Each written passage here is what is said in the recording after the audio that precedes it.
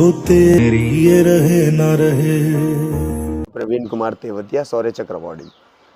प्रवीण जी, अगर बात करें 26/11 की, आप उस समय वहाँ पर मौजूद थे, कैसे हालात देखे आपने? देखिए, वहाँ पे बॉलीवुड की कोई शूटिंग नहीं चल रही थी, फूलों की बारिश नहीं हो रही थी, रोमांटिक सीन बिल्कुल नहीं चल रहा था और टेररिस्ट आए थे पाकिस्तानी। वहाँ पर पूरा का पूरा ब्लड बाथ था, अगर मैं बात करूँ तो। और अगर कोई सामान्य व्यक्ति देख ले उस खून को तो उल्टियाँ करेगा, ऐसी स्थिति थी उस जगह पर। वहाँ मुंबई पुलिस थी, उन्होंने कवर लिया हुआ था। हम जब वहाँ पे पहुँचे, हमारी ऑलरेडी एक टीम काम कर रही थी, तो हम रेस्क्यू का हिस्सा बने। काफ़ी लोगों को हमने वहाँ पर निकाला। फिर हमें एक मैसेज मिला कि कुछ 100 से ज़्यादा लोग एक जगह पर फंसे हुए हैं, उनको रेस्क्यू करने के लिए हमारी टीम गठित हुई। उस टीम को मैंने लीड किया था, फ्रंट में as a point man lead किया था मैंने उसके लिए। कितनी गोलियाँ आपको जो? टोटल 5 शॉट मेरे ऊपर थे, जिनमें कि 2 बॉडी टच है, जिसमें कि और जो वो भी वाइटल ऑर्गन्स के ऊपर है। पहला तो पूरा कान को ग्रेस करके गोली चली, पूरा कान लेफ़्ट वाला पूरा उखड़ गया। एक गोली चेस्ट के आर पार निकली, जिसमें राइट जो लंग्स है वो पूरा का पूरा डैमेज हो गया था। कैसी स्थिति थी, कैसे उसको जो आपने हैंडल किया था? उस आधे घंटे के आसपास तक मेरी फायरिंग टेररिस्ट के साथ में चली, जिसमें मैंने एक टेररिस्ट को वहाँ पर मारा। मैंने ग्रेनेड से भी हमला उनके ऊपर किया। 10 से 12 मीटर का ही डिस्टेंस हमारे उनके बीच में था। उस रूम में मैं अकेला था और वो 4 टेररिस्ट थे, तो अकेले के साथ में मेरी पूरी फायरिंग हुई उनके साथ में। और अगर वो मेरा ग्रेनेड एक्सप्लोड हो जाता, फट जाता, तो ये ऑपरेशन अर्ली मॉर्निंग 27 की सुबह 5 बजे ख़त्म हो चुका होता। वो ग्रेनेड फटा ही नहीं और मेरी टीम ने सोचा कि प्रवीण तेवतिया जो है अंदर वो शहीद हो गया है, क्योंकि मेरे पास कोई कम्युनिकेशन सेट नहीं था। तो उसके बाद सारी सिचुएशन और बिगड़ती चली गई। तो फिर मैंने खड़े होकर फायरिंग की, तो मेरे चेस्ट के ऊपर और कमर सामने फ्रंट में 3 गोलियां फ्रंट में आई और एक गोली कॉलर से निकली और एक कान को पहले फाड़ चुकी थी। तो उसके बाद मैं फायरिंग करता हुआ अपने दरवाजे तक पहुंचने में कामयाब रहा। तो जब वहाँ लॉबी में जाकर मैं गिरा, तो मेरी टीम ने मुझे उठाया और फिर मुझे हॉस्पिटल पहुंचाया।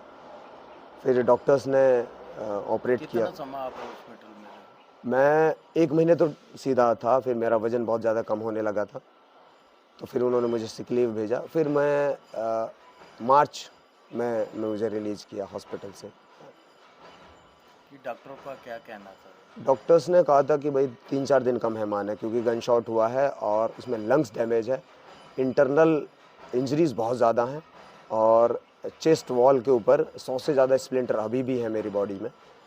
और तो उन्होंने कहा था कि ये जो इन्फेक्शन अंदर हो सकता है, इन्फेक्शन हुआ तो ये बंदा ज़िंदा नहीं रहेगा, तो 3-4 दिन का मेहमान है। ज़िंदा बच गया तो डॉक्टर्स ने कहा कि मिरेकल है आपका सर्वाइवल, क्योंकि आज तक के इतिहास में इस तरह से AK-47 की गोली लगने के बाद कोई बंदा ज़िंदा ही नहीं बचा। तो मैं कहूँगा ईश्वर की कृपा थी और शायद देश की सेवा और करनी थी, तो अभी भी कर रहा हूँ। बिल्कुल। आप हॉस्पिटल के आने के बाद आपने जो का सहारा लिया, उससे कितना फ़र्क पड़ा आपको? क्योंकि इसका कोई ट्रीटमेंट नहीं था। लंग्स डैमेज हो गया, छोटा जो अपर पार्ट था वो बचा हुआ, अपर लूप थोड़ा सा बचा था, उसको चेस्ट वॉल के साथ में स्टिच कर दिया और कोई मेडिसिन नहीं, कोई इलाज नहीं, कुछ था ही नहीं। तो फिर हमारे एक यूनिट में थे व्यक्ति, तो उन्होंने बाबा रामदेव के स्वामी जी के बताया कि वो सुबह 5 बजे योग सिखाते हैं, तो योग से तुझे बहुत हेल्प मिलेगी, इंटरनल हीलिंग होगी तेरी। तो फिर मैं स्वामी रामदेव जी को सुबह 5 बजे आस्था चैनल पर देख देख कर मैंने योग पूरा सीखा और 1 महीने बाद मुझे उससे रिलीफ मिलने लगा, क्योंकि हर तीसरी सांस खींच के ली जाती थी, सांस पूरी ही नहीं होती थी, क्रैम्प आ जाते थे। 2 साल तक हाथ काम नहीं करता था, 4 रिब्स टूटे थे। तो धीरे धीरे रिकवरी हुई। सीढ़ियाँ नहीं चढ़ सकते थे, टेढ़े टेढ़े चलते थे, डाइजेशन सिस्टम ठीक नहीं था, तो बहुत सारी समस्याओं का सामना उस समय पे करना पड़ा। लेकिन योग से मुझे बहुत हेल्प मिली। योग कर कर के 4 साल लगातार मैंने 4-4 घंटे बैठकर योग किया और उसके बाद फिर मैंने 2012 में दौड़ना शुरू किया। 2015 में मैंने हाफ मैराथन दौड़ी, 2016 में फुल मैराथन दौड़ी और फिर ये सिलसिला जारी रहा और इस देश का, मैं कहूँ भारत का पहला सोल्जर हूँ मैं ऐसा जो डिसेबल्ड होने के बाद में मैराथन दौड़ा। क्योंकि आज तक किसी भी डिसेबल्ड सोल्जर ने मैराथन नहीं दौड़ी, मैं पहला हूँ। और फिर मैंने आयरन मैन टाइटल अर्न किया साउथ अफ्रीका जाके। ये एक दिन की सबसे कठिन प्रतिस्पर्धा है वर्ल्ड में, इंडिया में होती नहीं है ये।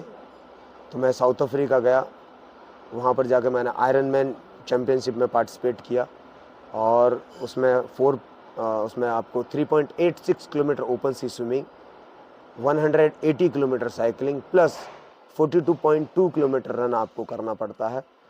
ये भी आपको 17 घंटे में पूरा करना पड़ता है 3 कट ऑफ के साथ में। तो मैंने 14 घंटे और 19 मिनट में ख़त्म करके आयरन मैन का टाइटल अर्न किया। ऐसा करने वाला भी मैं इस देश का पहला सैनिक हूँ जिसने आयरन मैन का टाइटल अर्न किया। तो कितनी बार जो आयरन मैन का मैंने 3 बार अर्न किया है और अभी नेक्स्ट ईयर में जाऊंगा चौथा 4th कॉन्टिनेंट। कौन कौन सी कंट्री से जो आयरन मैन? अभी तक मैंने साउथ अफ्रीका, मलेशिया और अमेरिका, लेक प्लेसिड का मैंने आयरन मैन किया है। अभी 3 और मैं करूँगा। 6 कॉन्टिनेंट में होता है, 3 कॉन्टिनेंट हो गए, 3 कॉन्टिनेंट और बचे। मेरा लास्ट सवाल है आपसे प्रवीण जी, कैसा लगता है पहले देश की सेवा फौज में होकर आपने की, अब जो के सारे जो है आयरन मैन का खिताब भी जीता, कैसा लगता है? बहुत अच्छा लगता है और मैं कहूँ कि और सेवा कर रहा हूँ देश की, अपने युवाओं को और बेहतर होते हुए। जो किसी को बीमारी है, किसी को कुछ है, एंजाइटी है, डिप्रेशन है। आज देखिए एमएनसीज में काम करने वाले लोग 90% डिप्रेशन का शिकार हैं, 90% डिप्रेशन का शिकार हैं। आईवीएफ सेंटर खूब खुल गए हैं, लेकिन एक्चुअल में आप सिर्फ ब्रीथ से, ठीक से योग करके इन सब चीज़ों को ठीक कर सकते हैं। अपना स्ट्रेस लेवल कम कर सकते हैं, एंजाइटी ठीक कर सकते हैं और असाध्य रोग भी आप योग से ठीक कर सकते हैं, लेकिन आपको करना होगा। और मैं कहूँ दुनिया की सबसे बड़ी कमाई अपना शरीर है, इससे बड़ी कमाई है ही नहीं।